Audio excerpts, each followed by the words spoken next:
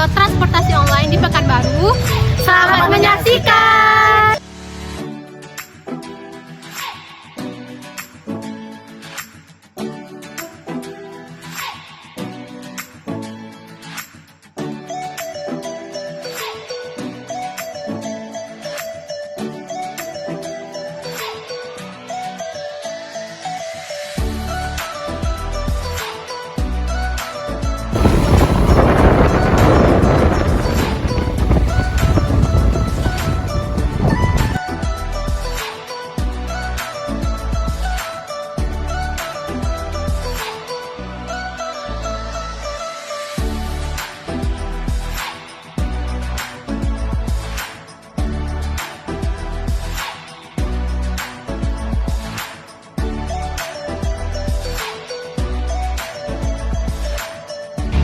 Halo guys, sekarang kita lagi ada di Kantor Cabang Grab Pekanbaru.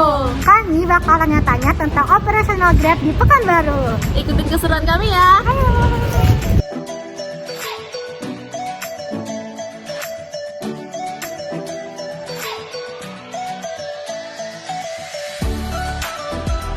Oke baik, selamat siang sebelumnya Bang. Kenalin saya di foto mata ini dari usaha perjalanan wisata Universitas Riau.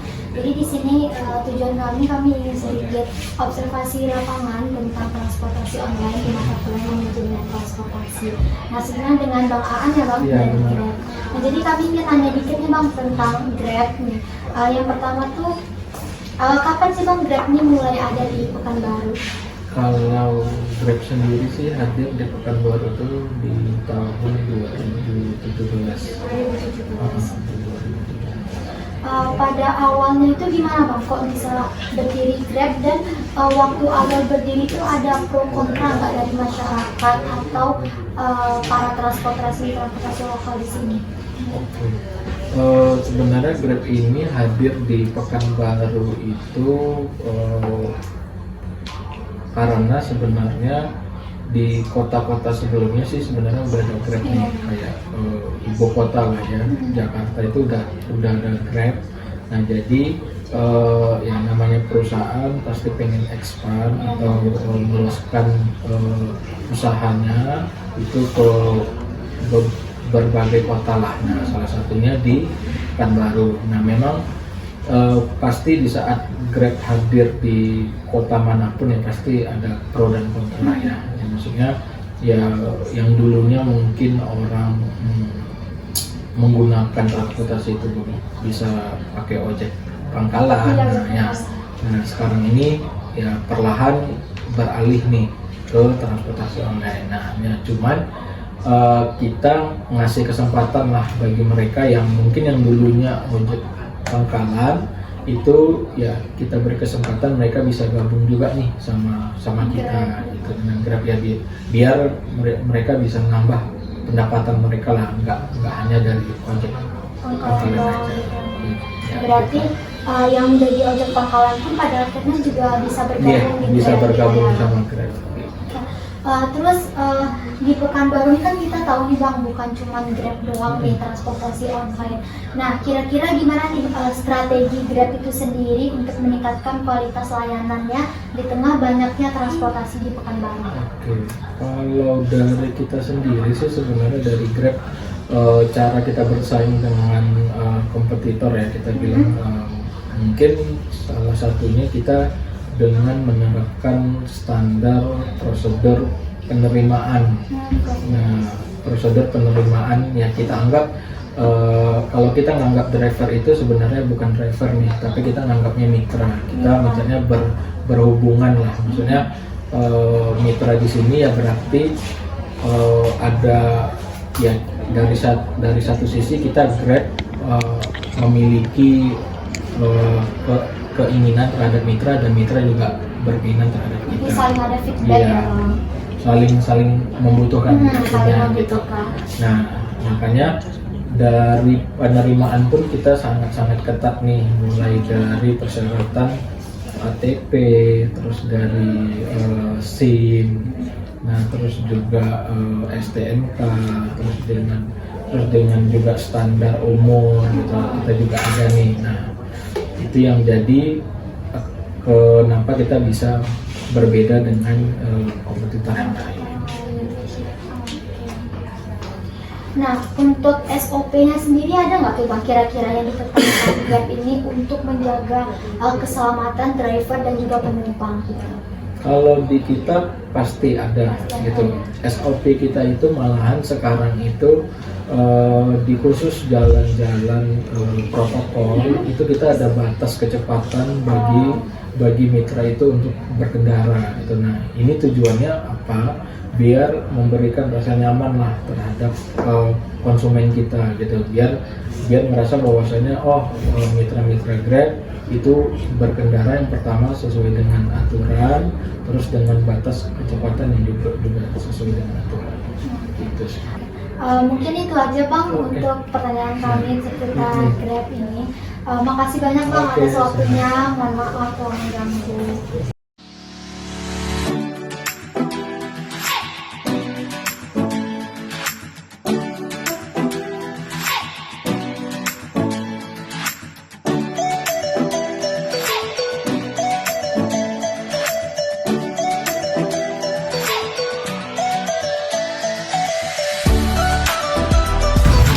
Halo guys, kita sekarang ada di Kantor Cabang Maxim Pekanbaru.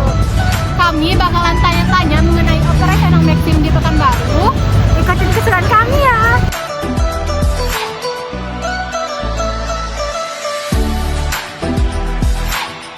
Selamat siang, perkenalkan nama saya Andi selaku perwakilan dari kelompok kami yang akan melakukan observasi dan wawancara terkait tentang prestasi kami. Sebelumnya dengan nama siapa? Wan. Mungkin bisa langsung masuk pertanyaan gitu ya. Kalau untuk pertanyaan sih Bang, bagaimana sih sejarah awal ojek online ini itu? Terus apakah pada awalnya Ojek Maxim maksudnya? ya Maxim, apakah pada awalnya ada terjadi pro dan kontra antar prestasi lokal, terus bagaimana cara perusahaan aplikasi? Sejarah awalnya masuk Maxim itu pada tahun 2018 kita mulai beroperasi di Pekanbaru. Itu kita masuknya pada tahun 2018 belum ada kantor, kita hanya membuka layanan dan kita masih melakukan operasi secara terpusat di Jakarta, jadi melalui pantauan jarak jauh.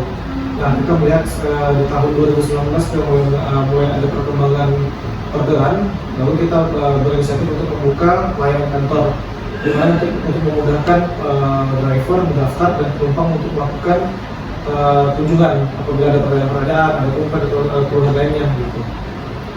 Nah, kalau untuk permasalahan pro dan kontra, tentunya pasti ada dua sisi di antara penyambutan dari masyarakat gitu, terutama yang dari ojek pangkalan gitu. Ojek pangkalan itu akan merasa tersaingi dengan adanya ojek online gitu. Nah, upaya dari Maxim sendiri adalah melakukan pendekatan pada ojek pangkalan, dan di situ kita memberikan pengetahuan dasar mengenai teknologi, penggunaan bagaimana cara menggunakan aplikasi online, dan kita memberikan kelebihan-kelebihan apa sih kelebihan dari aplikasi online ini, di mana mungkin sehari mereka hanya bisa mendapatkan 2 atau 3 orderan, atau mungkin tidak dapat orderan sama sekali, namun dengan aplikasi online mereka akan memudahkan mendapatkan penumpang, sehingga melalui perantara ini, aplikasi ini seperti perantara ya, kita akan menjadi penengah antara orang yang butuh diantar sama orang yang butuh penumpang untuk diantar gitu. Nah, ketika kami menjelaskan seperti ini semua kepada mereka, dan alhamdulillahnya mayoritas dari mereka terima. Nah, di sini kita juga memberikan program-program kepada driver-driver tersebut yang mungkin tidak ada HP. Kita memberikan mereka jaminan untuk kredit tetap mereka yang bayar. Kita akan mempermudahkan jalannya melalui mitra-mitra kita. Kita juga menjalin kerjasama kepada mitra satu brand HP gitu kan, gadget, untuk memberikan program kredit khusus untuk driver seperti itu. Jadi beberapa driver juga tertarik dan akhirnya bergabung. Lalu itulah awal mulanya Maxim mulai ramai di Pekanbaru. Dan dari Proje sendiri, kita balik itu kontranya awal ya. Proje sendiri dengan harga Maxim yang bersahabat dengan masyarakat di Pekanbaru dan di Indonesia, Maxim diterima dengan antusiasme yang tinggi gitu kan ya, sehingga dalam jarak waktu 1 tahun, walaupun kita dihantam dengan COVID-19 gitu, makanya COVID-19, tapi kita tetap survive. Kita malah justru di COVID itu kita justru menambah karyawan terus. bukti dari diterimanya kita sudah di masyarakat itu. Orderan terus naik, orderan terus ada, kita butuh karyawan untuk terus menambah kuantiti dan kualitas dari pelayanan kita gitu. Kalau itu bentuk dari apanya, pro-nya gitu. Bisa lanjut tanya Boleh.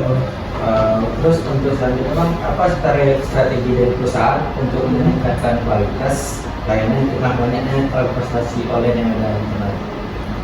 Sebenarnya strategi dari Maxim itu sederhana. Kita selalu memulai semuanya melalui supply pribadi. Nah, maksud dari supply pribadi ini adalah kita memulai dengan peta sendiri gitu. Peta itu kita dari sendiri, kita dari lokal yang punya sendiri, sehingga kita tidak terbebankan biaya vendor namanya, biaya sewa peta. Nah, itu yang menyebabkan harga Maxim itu murah gitu. Walaupun kita tidak mengambil potongan tinggi kepada driver, tapi kita tidak merasa rugi karena kita sistem dari peta ini sendiri, kita ada sistem petanya yang kita make in dari perusahaan. Bukan yang kita sewa ke vendor atau third parties atau partai ketiga gitu ya, orang-orang misalnya contoh kita ambil katanya kita nggak sewa ke Google Maps yang bayarnya bisa miliaran. Makanya orang juga heran kan kenapa Maxim bisa murah ya gitu ya, karena sebenarnya yang mahal itu biaya petanya. Nah, kita mulai langsung dari tahun 2019 kita mulai langsung peta, dan alhamdulillah sekarang peta kita udah mulai proper, udah mulai bagus. Dan kita sadari dulu memang masalah di Maxim itu adalah petanya, karena memang petanya itu memang kita buat sendiri. Kita tidak mau sewa peta yang akhirnya kita membebankan biaya itu lebih menentukan biaya petanya, kita mengembalikan kepada pelanggan gitu. Jadi strategi kita adalah memang kesederhanaan dari apanya sendiri, nggak perlu terlalu bagus-bagus di aplikasi itu, nggak perlu terlalu bagus. Ini maksudnya tampilannya yang harus unik, ini nggak perlu, sederhana aja gitu. Karena untuk pemeliharaan itu kan biayanya juga gede ya, pemeliharaan apa namanya IT segala macamnya. Intinya dari kita pahami adalah bukan bagusnya bentuk dan layarnya atau toolsnya itu seperti apa, tapi inti dari mereka adalah mereka mau pergi, mereka mau berangkat gitu. Yang harus kita benarkan adalah rute-rutenya seperti apa, titik dan cara pemahaman orang itu seperti apa, dan rata-ratanya pengguna Maxim itu mayoritas itu kebanyakan di luar orang tua atau anak-anak sekolah gitu. Jadi kita memberikan rute yang sederhana agar mereka tidak bingung cara menggunakan aplikasinya gitu. Terlalu banyak fitur, terlalu banyak ini juga membuat masyarakat bingung cara menggunakannya gitu. Dan intinya dari aplikasi online transportasi online itu adalah mereka mau berangkat. Kita langsung berikan fitur yang sederhana, bukan maksudnya kita tidak bisa mengupdate seperti apa, tapi kita punya standar. Itu salah satu strategi kita. Selain itu strategi iklan mungkin maksudnya ya, strategi periklanan. Kalau untuk periklanan kita sendiri di Maxim lebih banyak bermain offline advertising, iklan offline gitu. Karena bagi kita iklan yang bersifatnya online itu terlalu random gitu. Nah, hierarki dari perusahaan kita ini adalah per kota. Kita punya tanggung jawab per kota, bukan per nasional. Kita lagi. Jadi kalau misalnya saya ingin melakukan iklan secara online, itu saya nggak tahu larinya viewernya kemana gitu. Saya melihat bahwa memang benar banyak gitu. Nah, itu kan sebenarnya kalau menjadi tanggung jawab setelah kita minta laporan dari influencernya atau apanya, kita kan bisa lihat kota tuh dari insight-nya. Kota mana ini melihatnya, jadi banyak nggak nyambungnya kotanya. Jadi saya memutuskan untuk lebih banyak di offline, lebih baik berinteraksi pada orang-orang gitu.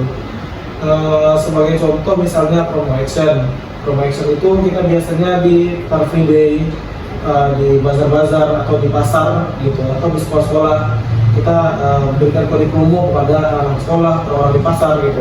Nah, itu lebih efisien bagi kami karena itu jelas setelah mereka kita kasih kode promo, kebanyakan dan hampir 100% menggunakan aplikasinya gitu, langsung digunakan gitu. Daripada kita online advertising. Makanya dari Maxim sendiri lebih suka dan senang dengan offline advertising karena lebih jelas hasilnya gitu. Itu terus strategi marketing. Kalau pertanyaan terakhir, terus apakah ada SOP yang ditetapkan perusahaan untuk keselamatan driver dan penumpang? SOP ini maksudnya seperti apa dulu, agak detail, takutnya kamu salah tangkap maksudnya. SOP Maksudnya mungkin ada standar cara untuk driver, bagaimana cara untuk menjaga kenyamanan untuk penumpang. mungkin di pas lagi driver mendaftar kan mungkin ada panduannya atau bagaimana. Oke, paham. Keamanan ini berarti lebih ke arahnya keamanan dari si klien berarti ya, si penumpang ya.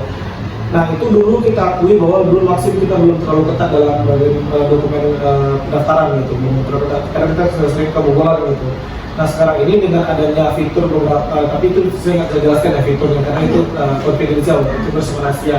Kita ada sekarang udah menggunakan salah satu tools yang kita gunakan di perusahaan untuk memverifikasi secara otomatis, dan kita akan double check lagi dari karyawan kita apa yang sudah di-ACC. Karyawan driver yang dapat itu sudah di-ACC oleh tools tersebut atau sistem tersebut, sistem robot tersebut, itu akan kita cross check lagi, nggak serta-merta langsung dapat. Nah intinya penjaringannya akan melalui dua cara. Kalau dulu toolsnya mungkin bisa kecolongan ya, dan kita nggak ada pemeriksaan. Nah sekarang kita memperketat itu, jadi tidak akan bisa driver mengambil orderan sebelum kita ACC akunnya. Nah dulu itu kan kita masih terlalu sederhana, sehingga kita sering kecolongan.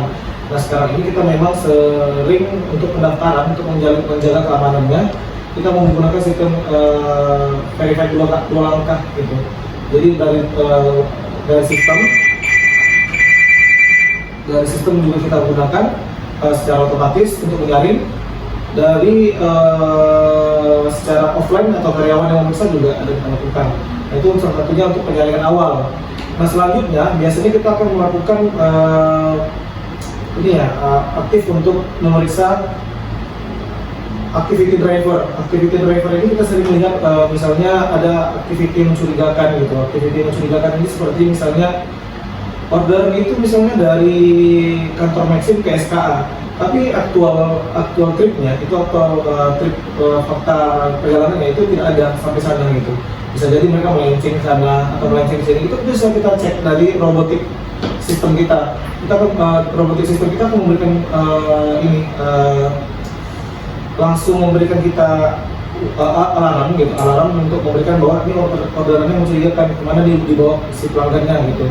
Kita akan tahu drivernya melenceng jauh. Nah kita bisa nanti setelah orderan selesai kita akan telepon kliennya. Kita akan tanya apakah benar memang ini sesuai dengan keinginan perginya atau ada terjadi sesuatu gitu. Nah biasanya dan kebanyakannya terjadinya itu seperti ini ya, penumpang berubah pikiran, mau salah letak rute, salah apa. Kemungkinan di peta itu atau ada dua tempat yang sama namanya tapi beda tempat, jauh sekali jaraknya. Nah kemungkinan si pelanggan itu meletakkan misalnya Ramayana gitu kan, Ramayana ada dua nih.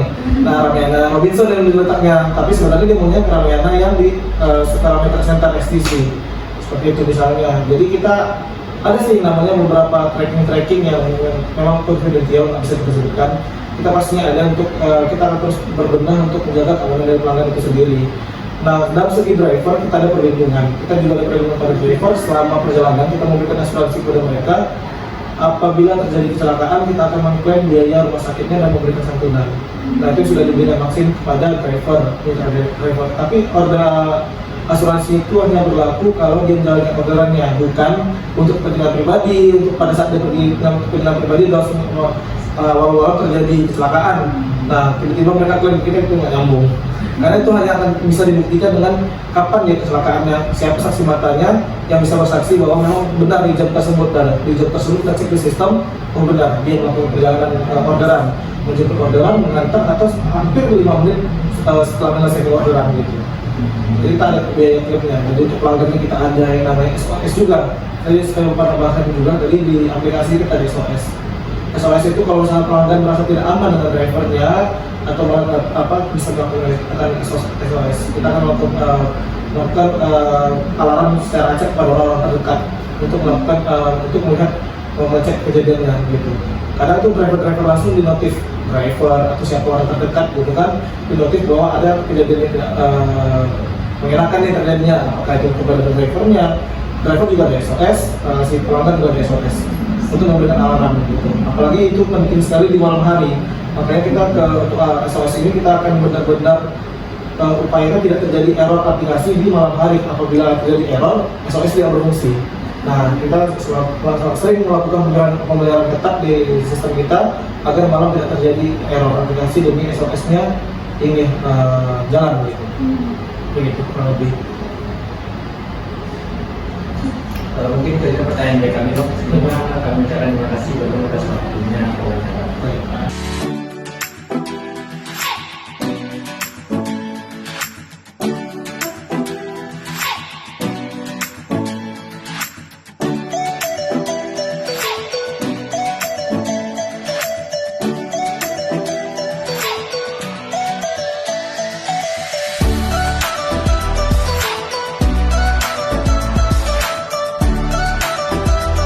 Perkenalkan, saya Elsa dari Universitas Riau, dari program studi usaha perjalanan wisata, ingin melakukan observasi atau wawancara sebelumnya dengan Bang Mukmin. No? Iya betul.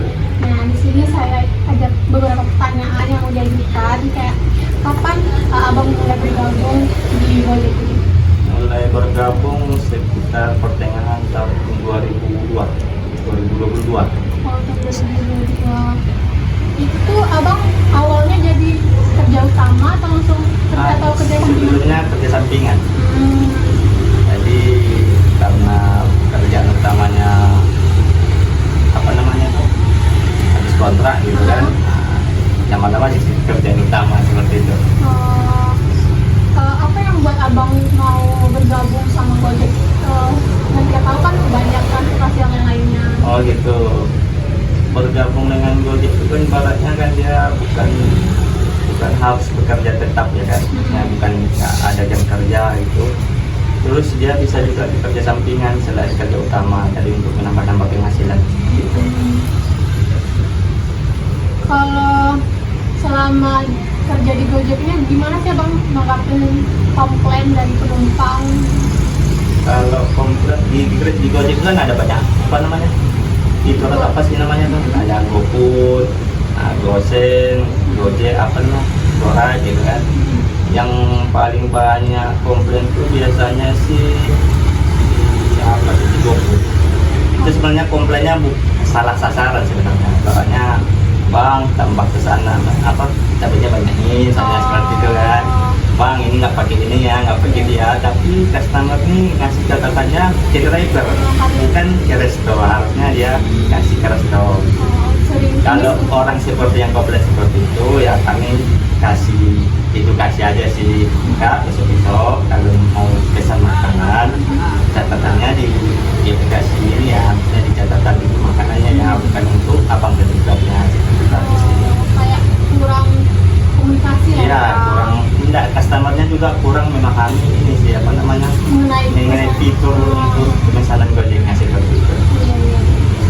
Kalau selama perjalanan bawa penumpang tuh gimana sih Bang menjaga keamanan dan kenyamanan selama di perjalanan? Oh, kalau bawa penumpang tuh sebenarnya sih kita juga pakai helm satu kan. Tapi kadang tuh sering penumpang tuh minta cepat Bang ya kan. Saya buru-buru nih Bang katanya. Kalau kita sih untuk menjaga apa namanya nih kecepatan untuk membawa motor sih nggak bisa laju-laju sih.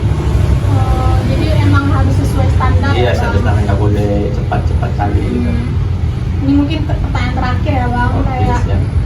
gimana Abang kayak mengetahui titik lokasi penumpang yang nggak sesuai dengan titik koordinat? Oh gitu, misalnya lebih jauh, kalau misalnya lebih jauh kita minta ini sih pengertiannya aja sih untuk nambah ongkirnya gitu ya. Tapi kalau lebih dekat ya drivernya bersyukur sebenarnya. Ya pengantarnya lebih dekat sih. Cuman kalau masalah kayak gitu tuh biasanya dikomunikasikan aja sama penumpang. Kak, kalau titiknya salah ini kan jauh nih misalnya gitu kan. Tapi kalau melenceng cuma sampai 500 meter ya nggak masalah sih, cuma dimaklumi aja seperti itu. Saling mengerti ya. Ya saling mengerti aja. Mungkin sekian pertanyaan dari kami. Terima kasih udah bersedia diwawancarai Bang. Oke, siap.